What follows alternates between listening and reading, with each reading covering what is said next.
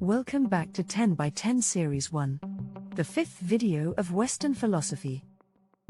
In this video we will discuss the development and flow of philosophical ideas from ancient Mediterranean philosophers to Descartes about observing and perceiving reality. René Descartes believed in the existence of an unchanging self that can be known through reason alone. For centuries, the stars in the sky have captured the imagination of human beings, inspiring countless myths and legends about their nature and significance. In ancient Greece, the philosopher Aristotle saw the circular motion of the stars as evidence of a divine being causing all motion in the universe. This view was consistent with the prevailing mythological beliefs of his time, which saw the gods as the ultimate causes of all natural phenomena. We find this movement in modern scientific models, starting from vortex of Descartes, atomic model of Bohr, spins of subatomic matters and so on. Aristotle's philosophy on form, matter, and substance provides a useful framework through which to view the scientific work of natural philosophers/scientists.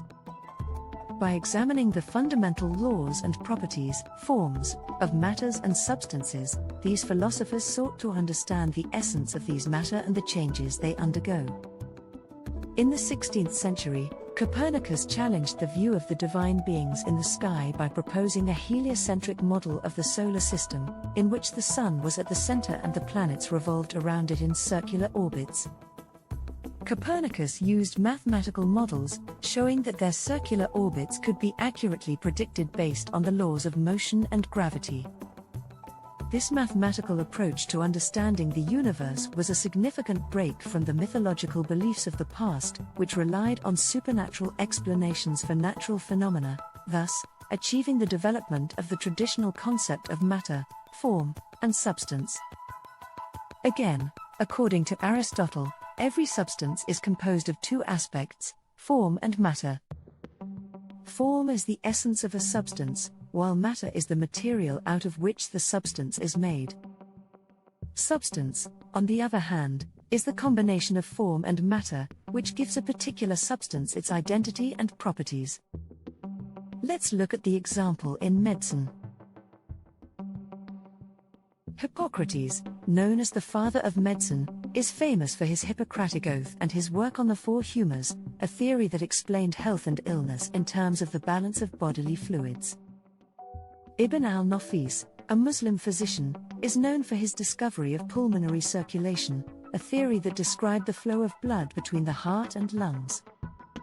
Linnaeus, a Swedish botanist, is famous for his development of the binomial nomenclature system of naming species and his work on the classification of living organisms. Hippocrates, Ibn al-Nafis, and Linnaeus' work can be viewed through Aristotle's philosophy in the following way. Ibn al-Nafis' work sought to uncover the fundamental laws governing the flow of blood, which can be seen as the form or essence of the circulatory system. Also, it must be reminded that a life as a similar form to a divine being is expressed in a circulation of basic matters. Hippocrates' work involved studying the physical properties of bodily fluids and their effects on health and illness. Ibn al-Nafis' work involved studying the physical properties of blood and its flow through the circulatory system. Linnaeus' work involved studying the physical characteristics of living organisms, such as their morphology, anatomy, and reproductive structures.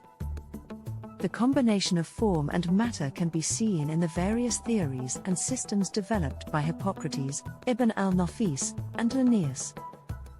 These theories and systems describe the fundamental characteristics and properties of bodily fluids, the circulatory system, and living organisms in a way that reflects their essential nature. By understanding the essence of these phenomena and their properties, these scientists were able to make significant contributions to the fields of medicine and biology. Aristotle believed that there were four causes that could explain the existence and properties of any object or substance: material cause, formal cause, efficient cause, and final cause.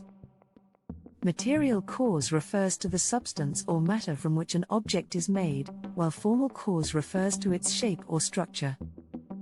Efficient cause refers to the process or agent that brought the object into being, while final cause refers to the purpose or function that the object serves. Chemistry is a study of structure and property of matter and their changes. Similarly, Aristotle identified 4 types of matter: the elements, earth, water, air, and fire, compounds, mixtures, and homogeneous substances.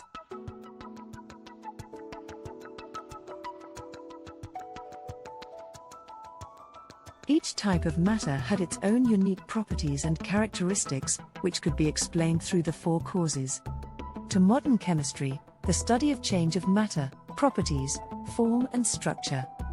Boyle's work, 1627–1691, on gases can be interpreted through this Aristotelian framework.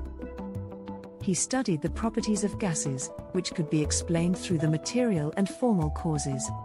Gases are made up of atoms or molecules that occupy a certain volume and have a certain shape, which can be affected by changes in pressure and temperature. And Boyle's work on gases can be related to the final cause, or the purpose or function that they serve. Descartes, 1596–1650, is often considered the father of modern philosophy, and one of his most influential ideas was his belief in the existence of an unchanging self that can be known through skeptical reason alone, while Boyle's believed observation and reason, inductive and deductive, must be combined.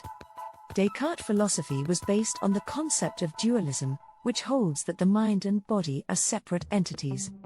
This idea had a significant impact on the development of modern philosophy, particularly in the fields of epistemology and metaphysics. He is credited with the development of analytic geometry and the Cartesian coordinate system, which had a major impact on the field of mathematics and philosophical concepts about the quantified space and description of changes, motion and form. He believed that space was an extension or substance in its own right, separate from the objects that occupy it. According to Descartes, space was a continuous, homogeneous medium that existed independently of any objects within it. Descartes' concept of space was a departure from the traditional Aristotelian view, which held that space was simply the void or absence of matter. Descartes' idea of space as a substance in its own had a significant impact on the development of modern philosophy, particularly in the field of physics. Furthermore, he hypothesized the space is filled with circular vortices or whirlpools, vortex theory, to explain the motion of celestial bodies, including stars and planets. In terms of Aristotle's philosophy, the vortex theory can be seen as an attempt to explain the unchanging circular motion of the stars as a result of the motion of the surrounding ether, which was believed to be a 5th element that permeated the universe. According to Aristotle, the stars and planets were embedded in this ether and were moved by it in circular motion. Continuously, Leibniz and Newton made further development in this philosophical idea with science and math. Thank you for watching and hope you come back.